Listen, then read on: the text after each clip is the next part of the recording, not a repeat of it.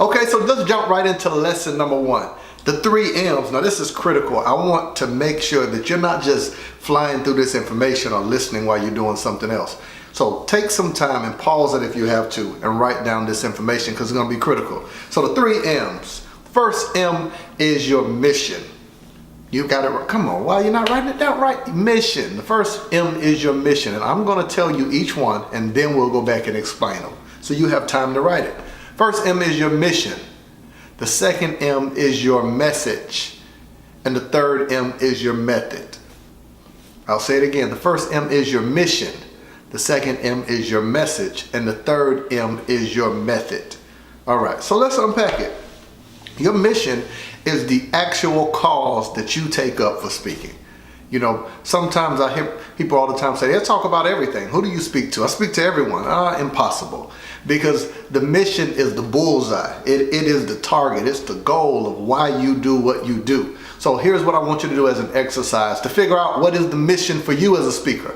I want you to think about if the whole world was on fire, like that drastic. You see how big it is, how hard it is for your mind to pinpoint a person. So the mission can't stay that wide, but this is what we're going to do. Picture the entire world on fire. The question I would ask you is, who will you go and save? Now I know you might be thinking family. No, let's eliminate that. Your family's good. But if the whole world were on fire, break it up into if it was the elderly, if it was business professionals, if it was athletes, if it was children, if it was animals, like whoever, who would you go and save? Now imagine if only your words could save them. That's what I want you to start thinking about. And if you can take 3 to 5 people now, here's the next part of the exercise. I want you to think about 3 to 5 groups of people you'll go and save. My hope is that you narrow it down to 3. But I know the tendency of people is to at least come up with 5. So come up with the 5 if you have to, but narrow it down to 3. And out of that 3, I want you to put it in chronological order. Who would you save first? Who would you save second? Who would you save third? That becomes your mission as a speaker. So you've already figured out if the whole world was on fire, who would you go and get? But now you're going to narrow in, and that's your mission, like number 1, number 2, number 3. And when we move to the next M, you'll clearly understand how you build your message around your mission. The mission has to go first, because if you don't know who you're going to save, then there is no way that you can craft a message to save them with your words. So the first M is your mission. The second M is your message. Now this is the big part.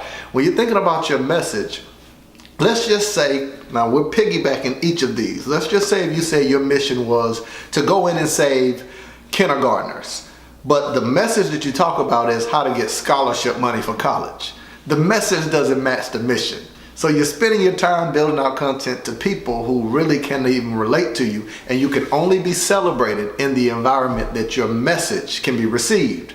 So if your mission and message are at odds with each other, then it's no wonder you cannot find a way to get the fee that you want for speaking. So your mission and your message should marry one another and produce that beautiful child known as a paycheck. So let's talk more about the message. When you're thinking about your message, we're going to think about this. I want you to think this way.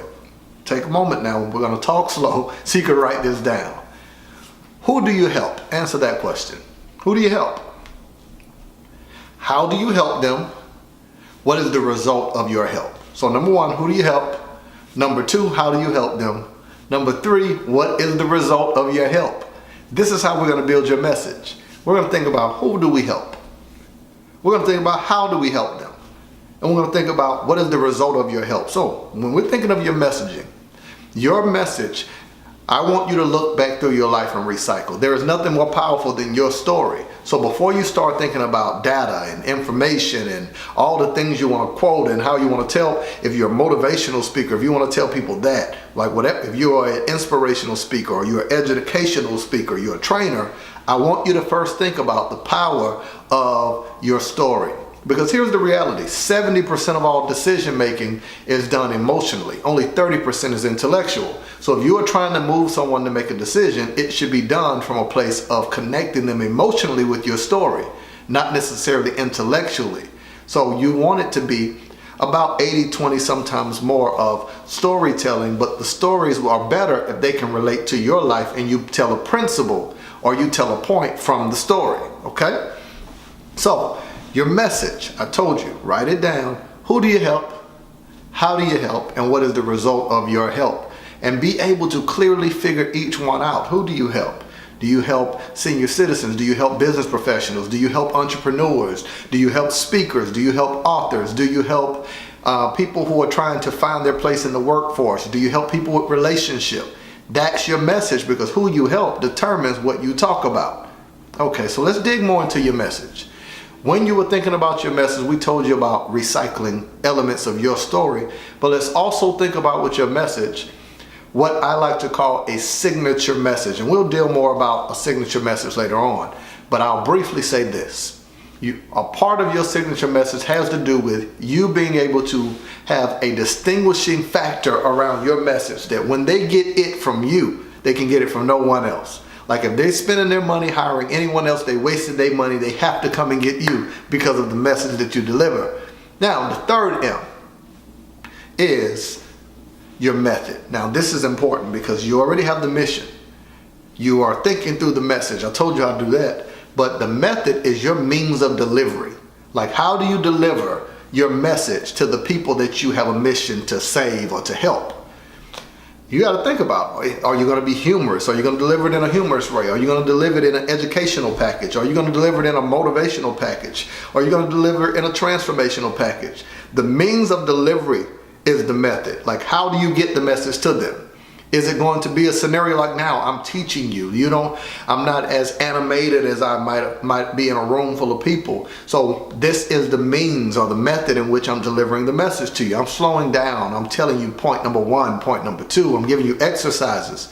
So when you are thinking about the means, is it going to be where you speak with PowerPoints? Are you a speaker that you're extremely animated? You're a storyteller. So let's break this down when you're talking about the method.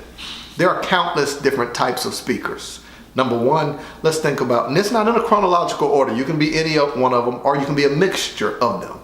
So most people only think about motivational speakers, but here's the reality. You have motivational speakers, you have inspirational speakers, you have transformational speakers, you have educational speakers, you have trainers. Like, each of these are different in terms of their method of delivery. They all can be great speakers, and sometimes people go between different ones depending on what type of message they're delivering. Now, we won't completely unpack now the distinguishing factors of each one, but I want to make sure that it's on your radar, because you could be a motivational speaker, but your method of delivery might be inspirational. So you're not getting the impact that you want. But the biggest factor is the reason why you're doing what you're doing, right? So I'll give you an example versus giving you a description of each one. If the mission of my message is to encourage someone, then I wouldn't tell them, you fell down and you're going to stay down. You're sorry, you'll never get back up. See what I'm saying? It doesn't encourage them. It charges them, it challenges them. So you have to think about, what do you want to, remember our questions. Who do you help? How do you help? What is the result of your help? So if the result of your help is to get them back up, then the method that you use should be, how do I encourage them to either get themselves back up or give them strategy to get up? It needs to be one or the other. So that's the 3 M's: the mission, the message, and the method. Make sure you take some time before moving to lesson 3 to jot down each one. And I would even encourage you, while you're going through this course, send me an email. If you were a little confused on any point, info@marcusyrosier.com, and I'm more than happy to respond to you and see if I can give you a little more clarity.